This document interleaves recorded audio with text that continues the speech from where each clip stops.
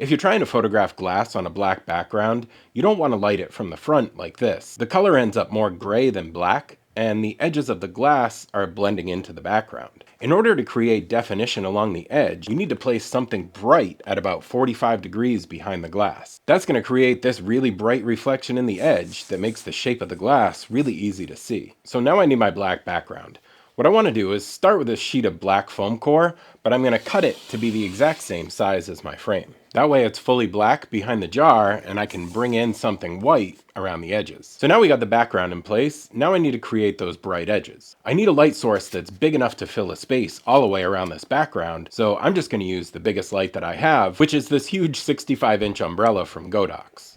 I want the light to sort of fall off at the edges and soften a bit, so I have the umbrella really close to the light.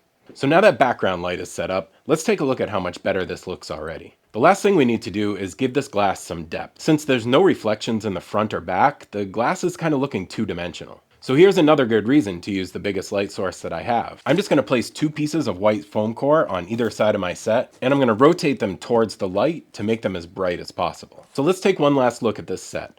I've got that black foam core that's cut to be the exact same size as my background. I've got that huge 65-inch Godox umbrella back there supplying all the light. 2 sheets of foam core bouncing some of that light back in. And you can't forget about that black glass creating that cool reflection. Is that a cool reflection? Does anybody like reflections anymore?